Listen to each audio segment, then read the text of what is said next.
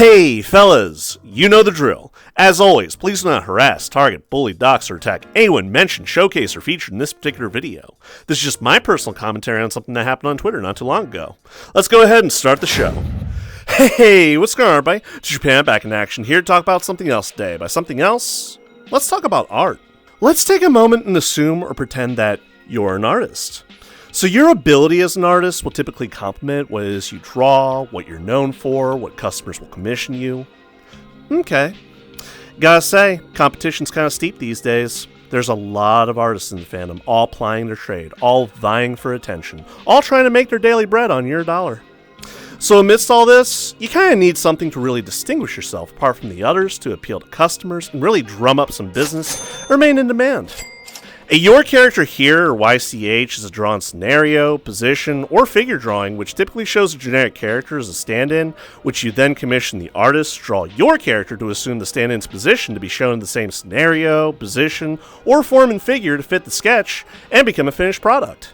They're fairly popular, and it's not too uncommon to see one advertising the artist's availability and product to the general public. All well and good so far, right?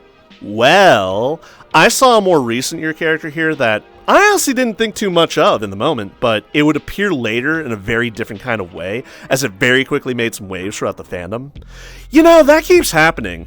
I'll be scrolling through Twitter or Blue Sky or whatever and see something that I don't think too much about in the moment, but later it blows up in an unpredictable way, and I have to come back to it and look at it with a little bit more scrutiny and be all, didn't see that coming.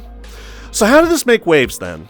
Imagine for just a moment that you tragically died in a very uncomfortable and scarily claustrophobic way, and that your death became highly publicized after the fact to the point that multiple people online learn of your death in the documentary-style videos YouTubers like me would end up releasing years later, all serving as an oblique warning regarding the activity you died in the process of doing. Now, how would you like to be commemorated?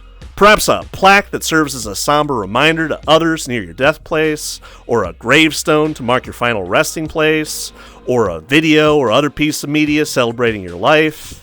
Or how's about a Your Character Here art piece allowing someone else's persona to die the exact same way you did in a fictionalized portrayal that directly references your death? You can begin to see why people would end up taking issue with that Your Character Here commissioned artwork, right? People found this morbidly obscene and distasteful and incredibly disrespectful to the memory of the real-life event that it's referencing. But what is it referencing anyway? In case you didn't know, cave diving or spelunking is an activity that people like to do as a sort of sport, but it's not like baseball or skiing or track running or anything like that.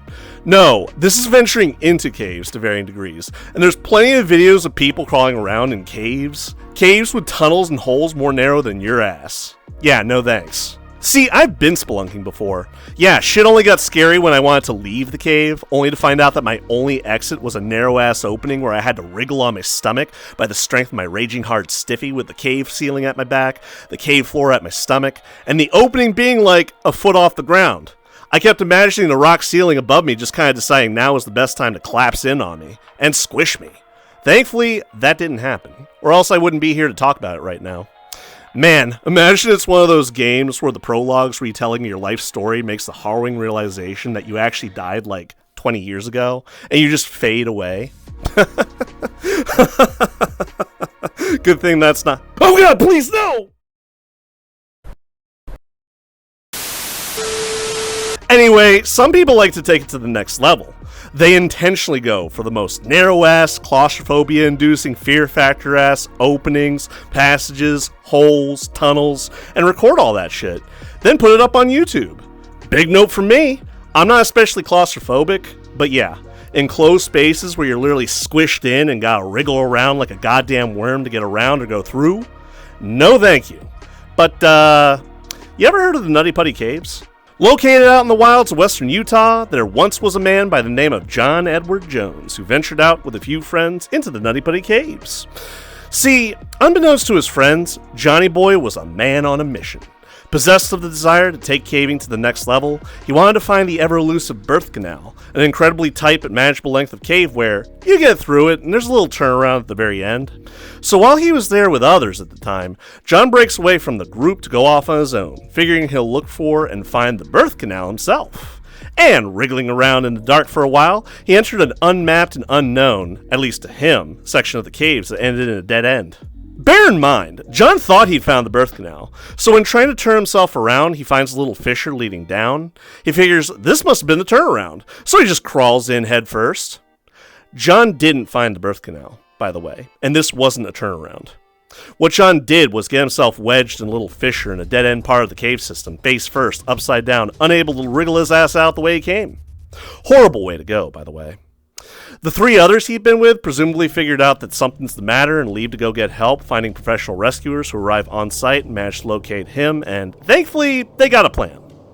A rope and pulley system. He's wedged into a little fissure.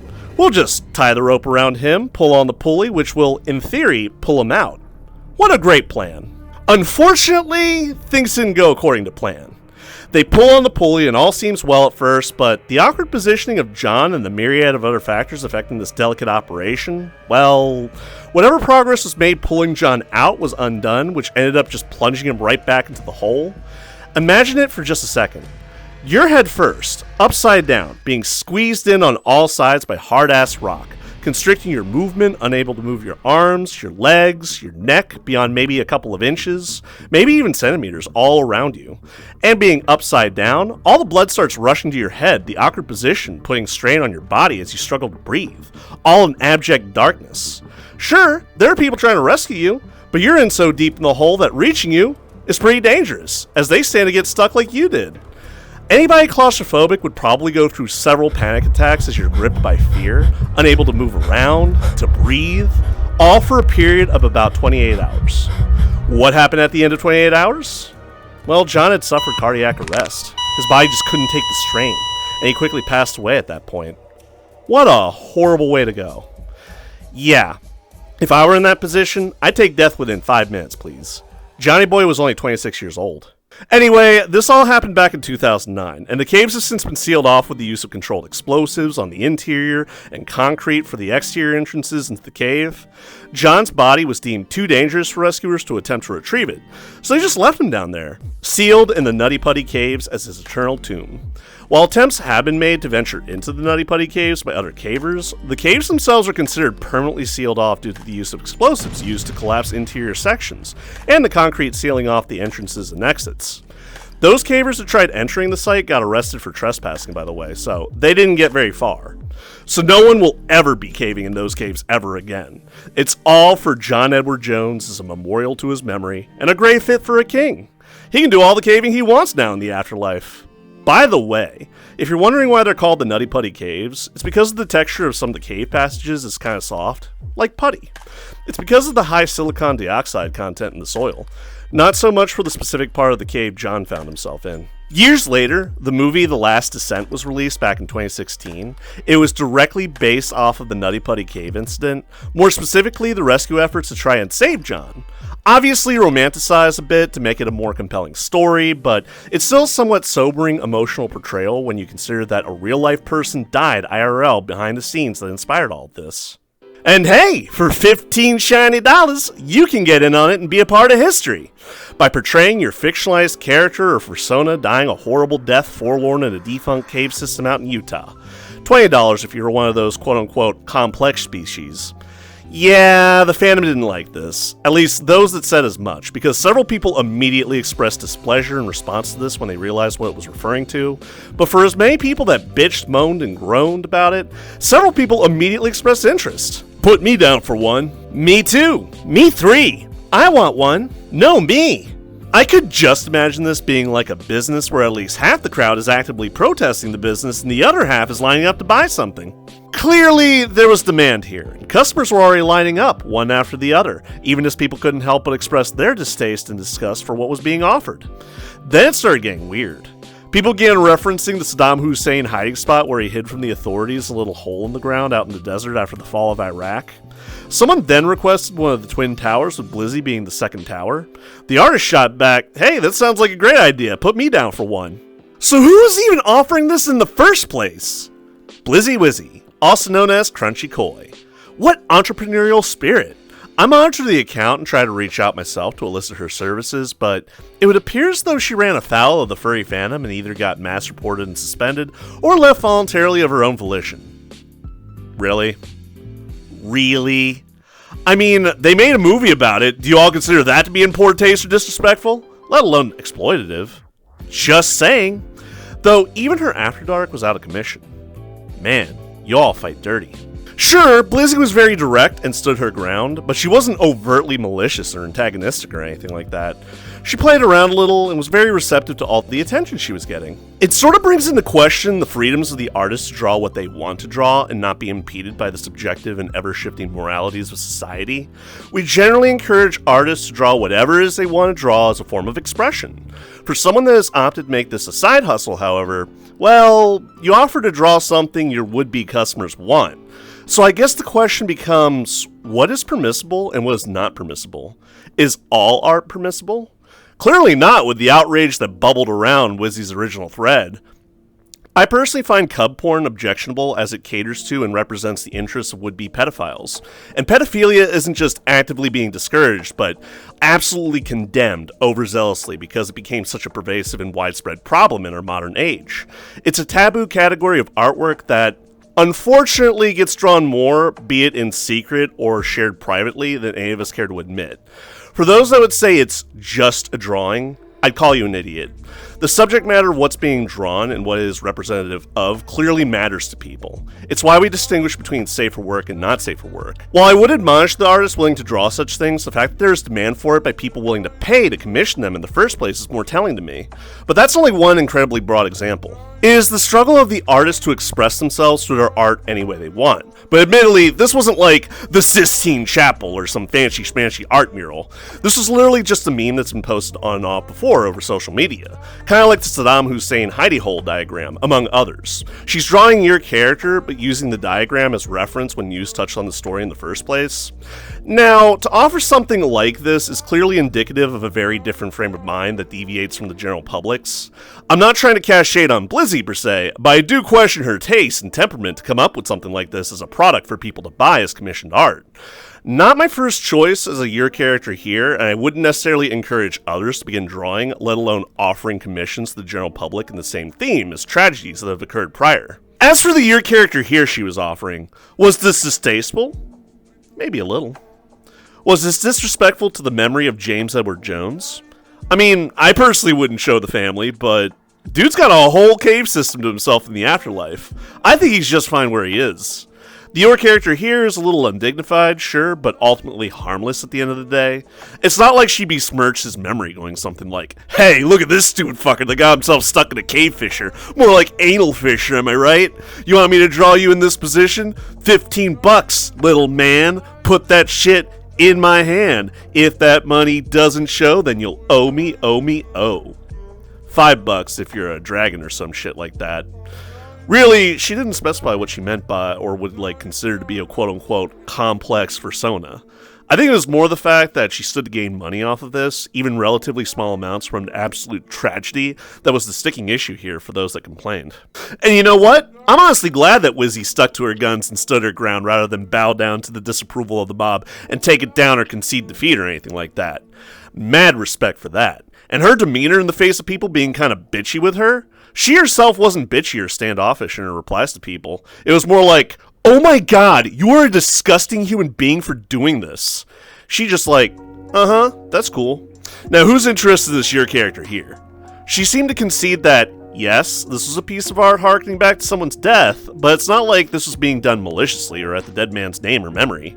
And hey, if you don't like it, no one's forcing you to commission her. There are plenty of other artists out there. But you also don't have to try and browbeat her or the people wanting some nutty putty art. For those of you that went out of your way to express your opinion, okay, we heard you. But I don't admonish Wizzy's offer of artwork or the people that showed interest in soliciting her services. I mean, even Beta-Eta Delota showed interest. Y'all gonna go after him now? Granted, he might have just been joking, but Wizzy was pretty enthusiastic about getting his business. All this to say, I'ma be real, I didn't really see this as a major issue. But maybe that's just because I'm desensitized and mentally disturbed to a degree. It's merely a piece of art echoing an unpleasant memory, though I can only imagine the look on John's face when he comes to find out that his death is remembered and commemorated by some furry art of a Your Character Here drawing. Guy looks something like this. Either way, this happened over 16 years ago. I don't think this was a too soon moment. I mean, 9/11 was a national tragedy that killed close to 3,000 people, and that was over 23 years ago from today. You gonna start going after the people making light of that too? Because multiple people have either referenced or cracked jokes about it and continue to do so to this day. Well now, Mr. Clyde, your fame and fortune shall fall just like these twin towers. They go crumbling down with an airplane. You are weak. I'm the strong one. You are going down, Mr. Clyde Cash. If I were John Edward Jones, I'd be more happy that people even remembered my name 16 years after the fact. Okay, fine, whatever. Be mad and mauled and be all upsetty spaghetti. But with everything else going on around you in the world right now, I think there are better things to get mad or upset about. At the very least, more justifiable things to get upset at. The ongoing degradation of society, all the zoophiles operating within plain sight, people getting exposed as groomers and pedophiles on the daily, our ever-shifting and increasingly tenuous political standing on the world stage, domestic politics, or did you forget about all that? But no. The artist making some innocuous artwork of a tragedy from 16 years ago? That's objectionable. That's the real problem here. Guess going after soft targets is the order of day for people with something resembling moral scruples, but no balls to actually do anything major or significant with them, then doom scroll through Twitter all day. Ah well, I'm just here to laugh at the stupid. Man, imagine if canceling Wizzy Dizzy magically solved all these problems I just cited. A small price to pay to effect some real change here, am I right? Been several days since I wrote and recorded all this, and I checked in on Wizzy again. They still ain't back yet. Guess they're really gone. So the angry pseudo-moralists won. Or they set up shop on a new account. In either case, ain't that just a crying shame? Nah, just kidding. She's back, and good for her. Yeah, she'd end up coming back so inexplicably eventually. And honestly, I'm glad. Sure, she did something people didn't really approve of and was least bit insensitive, but ultimately harmless at the end of the day. Like, of all things for people to bitch about, she'd be about the last thing I'd consider. But you know how people are these days. With her triumphantly innocuous return, some balance finally returned to the world of furry Twitter, however slight. In any case, maybe now I can finally get my Nutty Putty Cave Your Character Here drawing in peace. In all fairness, for as much as I would like to excuse Blizzy of any wrongdoing, and for the right and freedom to go through with all this, you gotta admit, the whole thing is at least a little fucked up in its own little way. I mean, an innocent man died doing what he loved years ago, only to be remembered after the fact in a meme derived from the case's reference diagram that gets posted sporadically online for whatever reason. And, chasing the semi-recent trend of inserting furry characters into memes, an artist decided to go for it, and use this particular meme as the basis for some of her art. As for the artist herself, Blizzy, I'm gonna go on a limb and say that the money was not the goal here. She even said as much as in response to one of the moralists picking a fight with her. Even for the relative simplicity of the art, I mean, she literally just used the reference diagram backdrop for most of it, those are practically giveaway prices she was offering. No, this wasn't about the money, it was about the attention her offer would bring. I mean, think about it. Think about how all this played out. Start to finish. Those disturbed or disgusted that felt strongly enough to express an honest opinion add their 2 cents without hesitation. And then the pseudo-moralists after that came in going out of their way just to say how fucked up all this was and make a bigger issue out of it than it really was. Being juxtaposed by all the people that, possibly being egged on by all those very same moralists, are all just like, you know what? I don't know what it is, but suddenly I want one. What a strange duality. If you're curious as to why, there is a morbid curiosity, fascination, and interest to be sated with a sense of intrigue and the notoriety and controversy having something like this would create. In any case, the shock and awe created the noise that would bring with it the attention that would drum up business and funnel a steady stream of customers her way. I'm not so tender-hearted to join in condemning her, though I can certainly see it from both sides of the aisle. I mean, it's not like Blizzy won or walked away from all this unscathed. Nah, she got clapped and then came right on back and decided to go on her merry way. And hey, you know what? That's alright. I wish her all the best. You gotta admit, though, girl's got a lot of moxie to come up with this and run with it. Either way, I think this is a good reminder for you artists and customers out there to take heed and kind of just stop, read the room, and maybe know your audience and or peers. The internet is a wild and crazy and unpredictable place, and things that seem fairly innocuous in the moment may be in fact reference to something or hold darker connotations than you'd otherwise suspect. You might not have a problem with it, but somebody else out there still might. It becomes a sort of, if you know sort of deal. Not everybody is as desensitized as you or I, and might react adversely to what's being referenced, whether in post or in art. Generally speaking, memes have been treated as fair game, but some of them, referencing something darker and more insidious, may cause issue with your would-be customers, friends, or even strangers online. And for you to take part in that, some will absolutely judge you for it to varying degrees should you seek to commission someone for a piece of art, or are the one offering what can be considered a controversial commission. Fairly or unfairly depends entirely on the individual, and the subject matter of the art. I guess at the end of the day, it's a moral consideration for you to make. Those expressing your opinion being critical of Blizzy and the people interested in commissioning her can coexist, however. By the way, Blizzy would end up ignoring my inquest and attempt at communication, so that sucks. Oh well, I can't really blame her. I guess she's moved on from the whole thing. So, I decided to try my hand at making my own Nutty Putty Cave drawing your character here art. Yeah, it's a little bit of a cop-out, and I should really sit down and draw my own one of these days. Looking at it, though, it evokes mixed feelings in me. Gonna be honest with y'all. The controversial nature presents a sense of edginess to it, though my better sensibilities acknowledge how wrong this is or would be as a set piece. Just imagining myself being in John Edward Jones's position, I honestly think this would be just about the worst way to die. I can only hope he can rest easy in the afterlife. Which brings us to the end of this video. Thanks for watching. I really hope you all enjoyed it. Till next time, boys and girls, I hope you all have a better one. Peace! Okay. Let's go have some fun.